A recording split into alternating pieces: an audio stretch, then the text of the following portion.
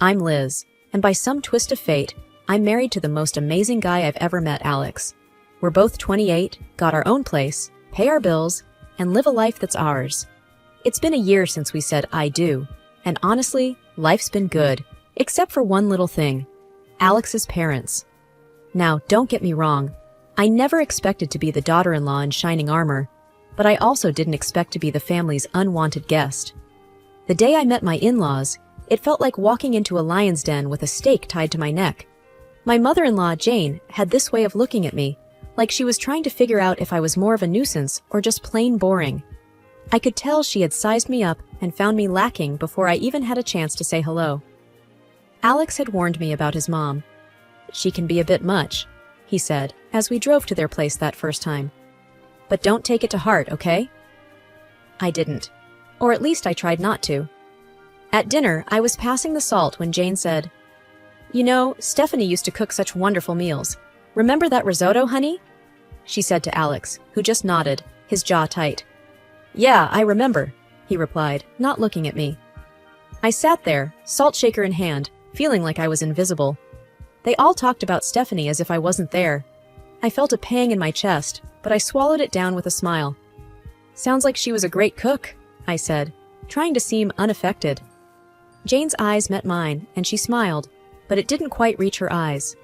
"Oh, she was. She was a lot of things." That night, I told Alex how I felt. It's like she's measuring me against some ghost. Alex hugged me close. "You're the one I chose, Liz. That's all that matters."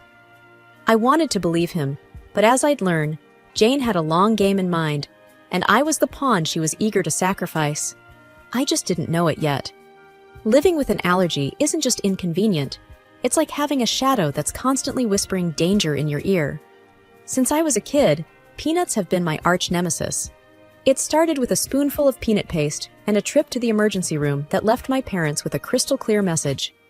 Keep her away from peanuts and a whole host of other foods if you want her to grow up. It's not just peanuts, though. Soy, peas, cherries, almonds, tomatoes, apricots, bananas, and even potatoes, they're all off limits. It's a list that makes waiters raise an eyebrow and friends hesitate to invite me over for dinner. It's also a list that my mother-in-law, Jane, knows by heart, yet she somehow manages to question every single time we're over for dinner. "Are you sure you can't even have a little bit of this pie? It's got almond extract," she'd ask, with a tone that hovered between concern and disbelief. I would smile politely, though I'd rather not, and say, "Yeah, I'm sure. Thanks, though." It was the same dance every time.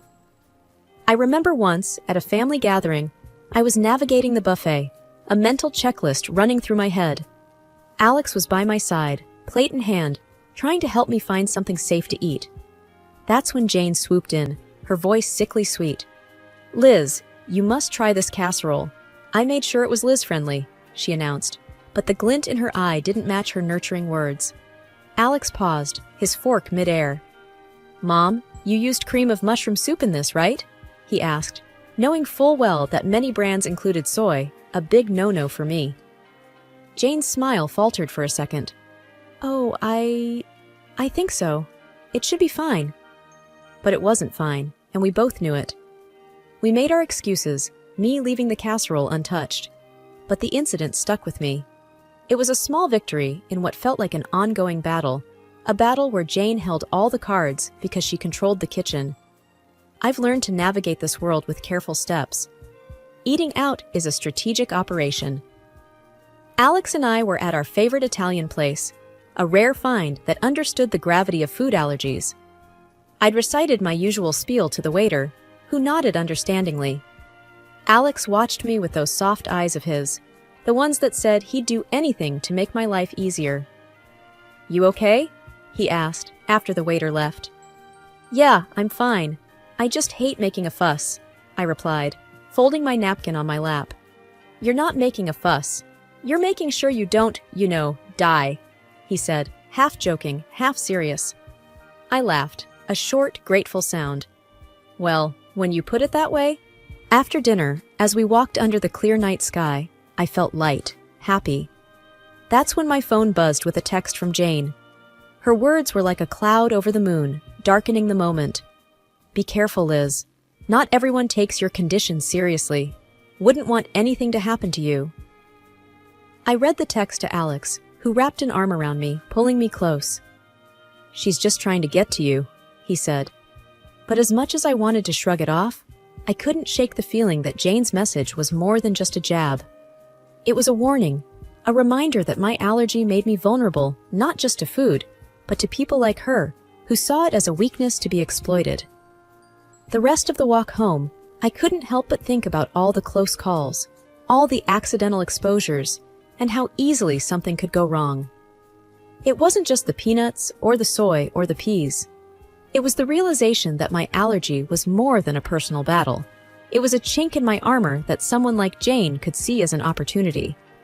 And that thought was scarier than any allergic reaction I'd ever had.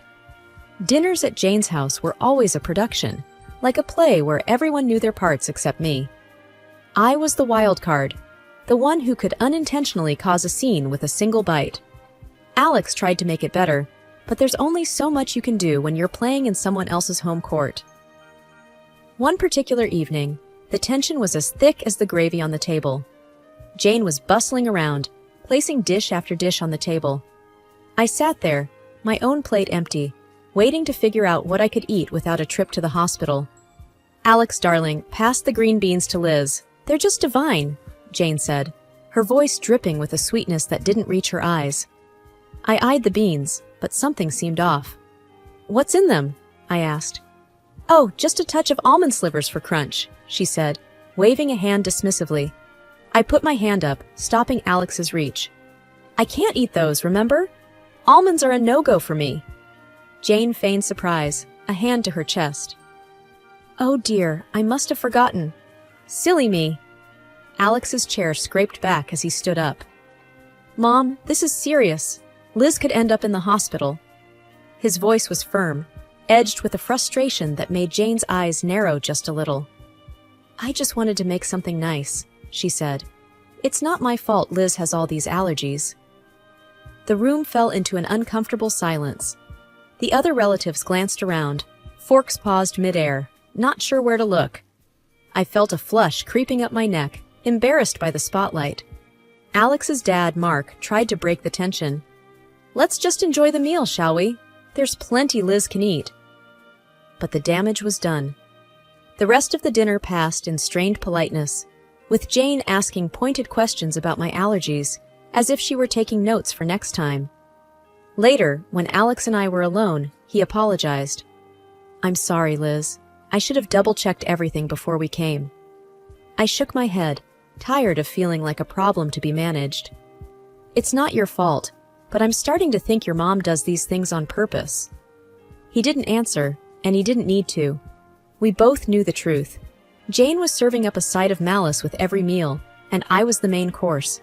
I could always tell when Jane had been working on Alex. He'd get this distant look in his eyes, like he was seeing me, but also seeing through me, weighing her words against his own judgment. This particular evening, it was like a cloud had settled over him, and I knew it before he even said a word. Mom thinks we should consider... Well, she thinks we might not be thinking about the future enough, Alex muttered, not meeting my eye as he fumbled with the TV remote. The future? I asked, a sinking feeling in my gut. Yeah, kids and your health issues, he continued, the word issues hanging awkwardly in the air between us. I felt a tightness in my chest. She talked to you about my allergies again, didn't she? He sighed, setting the remote down. She's just worried, Liz. She thinks it's a lot for us to handle, especially if we want a family. I bristled. We've talked about this. I've managed so far, haven't I? And there are plenty of people with allergies who have kids. Alex ran a hand through his hair, a sure sign he was stressed. I know, it's just... She has this way of making me doubt things. The room was quiet for a moment, the tension thick. I watched him, this man I loved, wrestling with the seeds of doubt his mother had planted. Alex, do you doubt us? I asked, my voice barely above a whisper. No. He looked up, finally, his eyes clear and firm. No, I don't. I just hate that she keeps bringing it up. I hate that it makes us fight. I reached for his hand, our fingers intertwining. "We're not fighting. We're on the same side, remember?" He nodded, pulling me into a hug. "You and me against the world, right?" "Right," I said. But as I held him, I couldn't shake the feeling that Jane's words were like weeds, threatening to grow wild and choke the life out of the beautiful thing we had. And I knew then that it wasn't just my allergies that needed managing.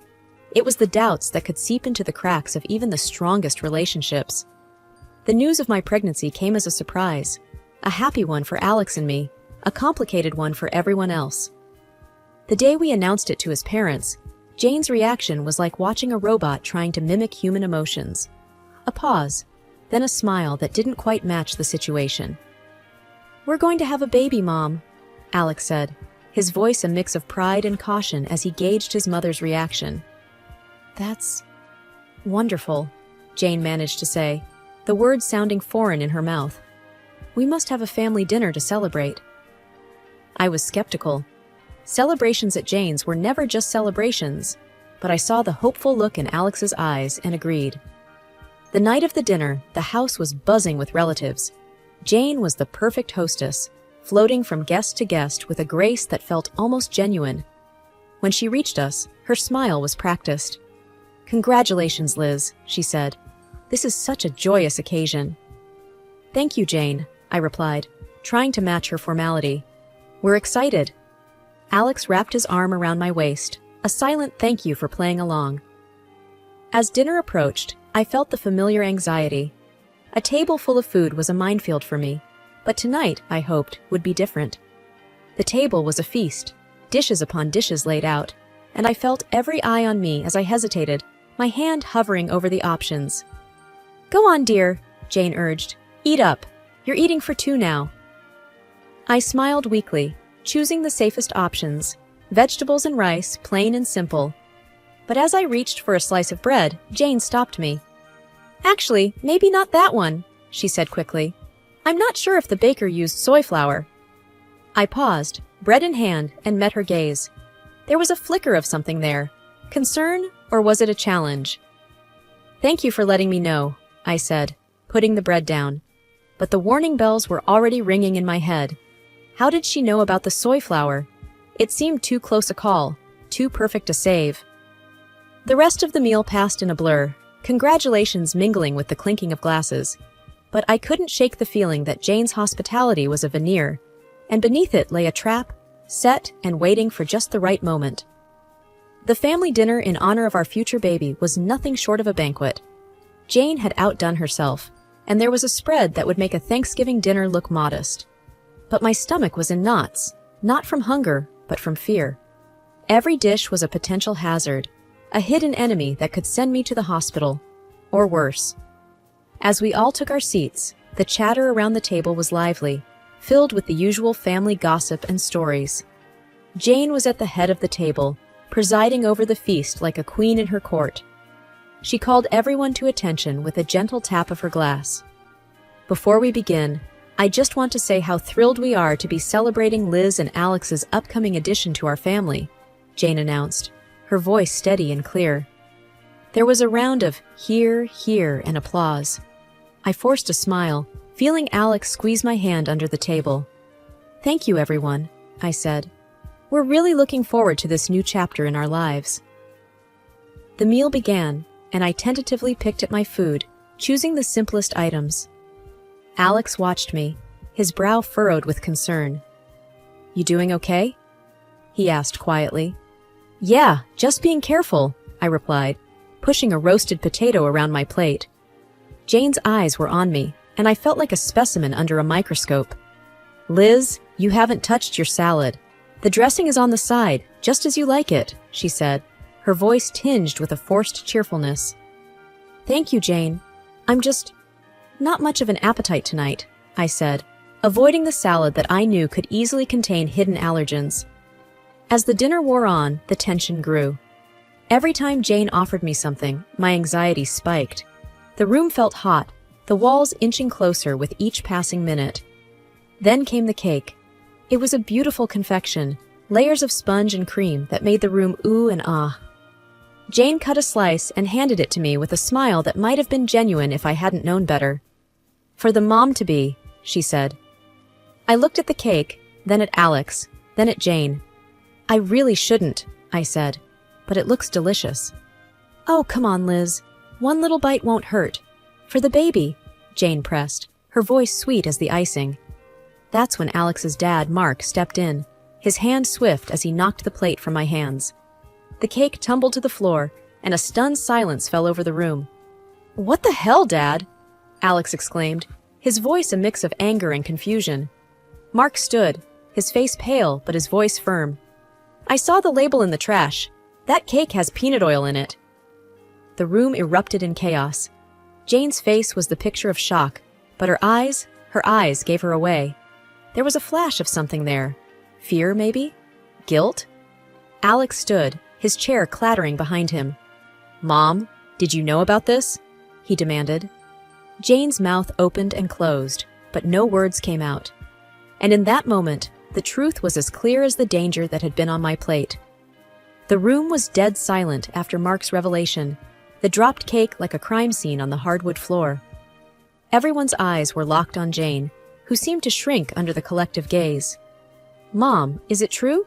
Did you know?